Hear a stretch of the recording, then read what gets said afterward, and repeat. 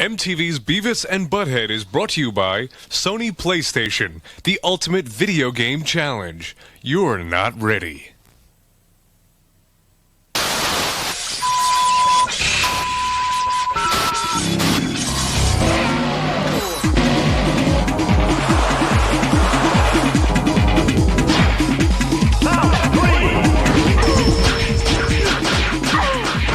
The games are ready. Are you? Guess not.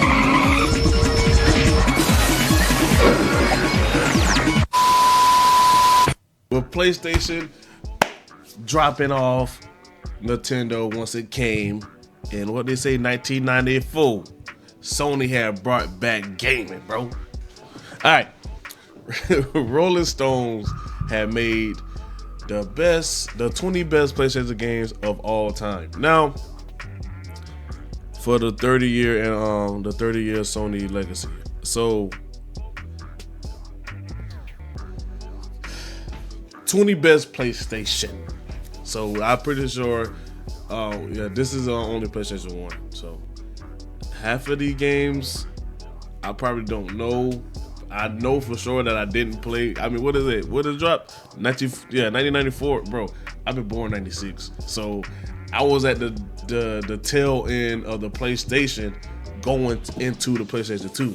So I was at the tail end of the PlayStation. So maybe, but we're going to look at the top 20 best games of all time. Now, they do got Final Fantasy. Crash Bandicoot was my favorite game. And Tomb Raider with the big head and the big, yeah. Number 20, Papa da Rapper. Yeah, Papa Rapper, Papa Rapper, Papa Rapper, the Rapper, Papa Rapper, the Rapper. 2006. I didn't play this. I've been bored. This is 20, so guys, if you play this game, let me know if y'all agree with this, man.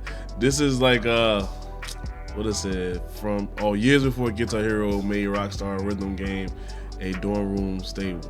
Okay, this is the start of the rhythm games. A pup raps his way through 6 stages of rap-based rhythm gameplay. Each stage sees Papa Rapper lyricize a lesson like learning karate, getting a driver's license, or making his big heartful plea at the end. The game mechanics are simple, yet addictive. Okay. Chronos Cross. This looked pretty decent. 1999. Man, now I said I was at the tail end. I was right there. 1999. But I wasn't playing video games like that. Chrono Cross number 19. First reveal, Chrono Cross has a raw deal, the sequel to Square Super, but the iconic art style from Dragon Ball Z creator Akira Toriyama, that define it. Okay. Yet for anyone who was willing to give it a shot, Chrono Cross ended up being a wonderful craft game with his own distinct personality. Okay. Bloody Roar 2, 1999, The New Breed.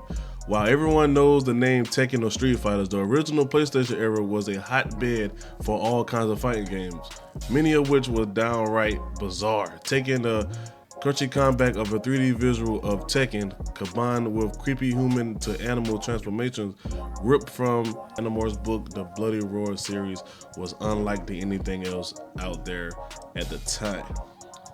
Okay. Siphon, yeah, okay. Siphon Filters, 1989. While many players' minds may jump into James Bond GoldenEye 007, yes sir, the peak 90s gaming spy game, Siphon Filters. Siphon Filters actually had a lot more going on just split screens and shoot 'em up.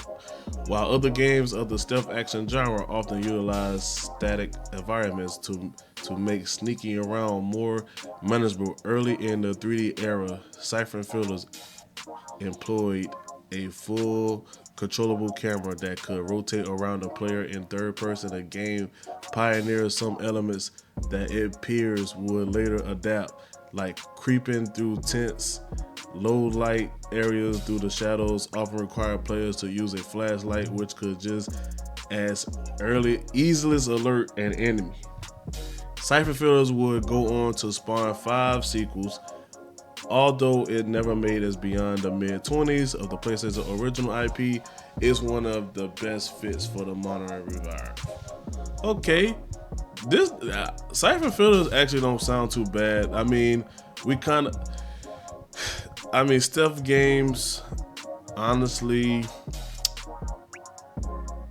to me, stealth games getting too cartoonish. So if you know what I mean by that, so like when you like most of the AI in the stealth like games, they don't react to like if you make a noise or whatever, like what, then you could just take them down. Like they're dumb. Like if you Star Wars Outlaws, you see the AI in that, dumb. Assassin's Creed Shadows pretty much going to be dumb, but they kind of updated, so we don't know if they're gonna be dumb. Rise of the Ronin, dumb. So the dumbness of stealth games is pretty low. So getting a good stealth game to come, bro, that'll hopefully Metal Gear. Hopefully that Metal Gear game that's coming out will bring back stealth. All right, Silent Hill, 1999, 16. Parasite Eve, 1998, number 15. While many games adapt existing media, it's rare to see game servers as direct sequels to something like a novel. But that's exactly what Square attempt with its survival horror RPG hybrid games. Parasite, the first mature rating game from the Final Fantasy developer. The game followed the story of NYPD rookie Ava Bria, who must figure out a way to prevent a mutant woman named Eve from eradicating humanity. Okay, the game looks and feels a lot like Resident Evil. Okay, now Square, where these IPs at, bro? Why y'all not thinking about bringing these back? I want to know. Twisted Metal 2, yes sir. Number 14. Now we talking. Twisted Metal 2 World Tour. Now I'm not sure if I played World Tour, but I played a ton of Twisted Metal. Alright, the Twisted Metal franchise. Twisted Metal 2 ups the ante for its small predecessor, allowing players to take on more enemies across more unique maps using machine guns, tuning sports cars, low riders, and even a dude whose body is just bounded between 2 giant tires. It's a violent, brash, and addictive sort of game that feels like a Bond gun era. I feel like, this is one of the IPs that you just need to try to bring back in the modern day to see if it works. Like this, almost like a free project, like a game that you drop that you're not looking to make you're really not looking to make no money, but you just want to test the market. Make it free for PlayStation. Make it free to play, or just really to remake that. Just do a remake. Update the graphics. Like when it comes down to Twisted Metal, bro, this is a fun game, bro. Twisted Metal been a fun game, bro. Twisted Metal, my favorite game on PlayStation 2 that was wasn't Twisted Metal, but WWE Crash Hour was basically like a Twisted Metal. Like this is a good IP. I feel like Twisted Metal is a good IP. Spyro the Dragon. Okay. Spyro 1998, number 13. Created at the time when Sony was cracking out its own mascot. See, we need to talk about that. Created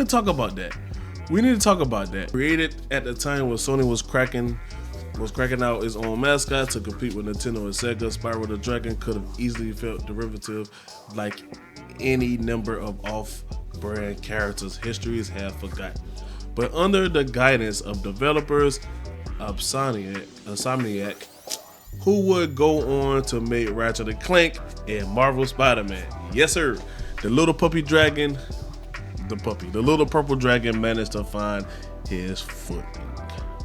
Unlike Crash Bandicoot, Spyro is more open-ended 3D platformer in the vein of the smash hit Super Mario 4 64. Super Mario 4 64 gotta be the all-time best Super Mario game. Super Mario 64 might have been the only Mario game that I played where you could have just jump in the pictures, and that might be the only on the Nintendo. This might be the only Super Mario game I played. The biggest I feel like I'm not a Nintendo head, but I feel like Super Mario 64, everybody might have played this game. Everybody might have played this game. But yeah, Crash Bandicoot, when it comes down to mascots, Crash Bandicoot was my favorite. Spyro was okay, but Spyro, like, I don't know. Spyro was cool to me. I like it, but like Ratchet and Clank and Jack and Dexter, like all them other games that was coming out. But yeah, we need to talk about the mascots of gaming because we don't really have mascots anymore. We don't. Well, Nintendo still got Super Mario. Nintendo got Mario. Xbox had Halo, and PlayStation. I mean, what would we consider PlayStation right now? Would we consider PlayStation God of War, or would we consider PlayStation Spider-Man? And then an Astrobot trying to bring back like the mask, but I don't want a robot as our mascot, bro. I don't want that. Street Fighter's Alpha 3, Tomb Raider 1996. We all know Tomb Raider, the stable. See, Tomb Raider, I feel like matter of fact, speaking of mascots, I feel like Tomb Raider was there too. Like, Tomb Raider could definitely be a really good mascot for PlayStation, but they kind of just left her alone. But that was what, number 10, Vagrant Stories. Square got a lot of IPs, bro, and they just doing Final Fantasy. Tony Hawk Pro Skater 2, 2000, yes sir. Hey, I really didn't play the Tony Hawk games that I had purchased. I ain't had played a bad Tony Hawk game. Tony Hawk is like one of those games that you just see. I got into skating late. Now I'm a skater head, bro. I love skating. If I was skating back then, ain't no telling, bro. Tony Hawk number 9, I like that. Gran Turismo 2, 1999. Gran Turismo is still going. That is pretty cool. Final Fantasy Tactics number 7. Of course, Final Fantasy is gonna be on this list. Tekken 3, of course. Tekken 3, number 6, 1997. Of course. Tekken is one of those fighting games that's really good. I mean, I lost my touch in Tekken, and but you know, Resident Evil 2. I haven't played any Resident Evil games. Resident Evil 1999, survival horror game. Crash Bandicoot Warped. I'm not sure if I played Warped, but I definitely played Crash Bandicoot. Crash Bandicoot Team Racing. I played that, but I'm not sure if I had played Crash Bandicoot Warped. But number 4, I do agree. Castlevania. I haven't played this. I definitely have played 1997.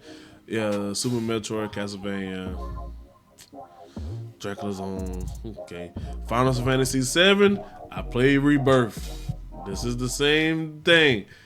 Now, I don't know if I would have played it on a PlayStation, bro. No, I can't say that because the graphics was different then. I don't know. I probably would have. Matter of fact, I probably would have been more of a fan of Final Fantasy if I played it on a PlayStation. I will say that. I probably would have been more of a fan. Now, look, I did enjoy my time playing Final Fantasy this year, but I think I would have been more of a fan if I had played it on the PlayStation. And that's number 2. I'm not mad at with that. And number 1, Metal Gear Solid, espionage action. Okay. Number 1, Metal Gear Solid. Now,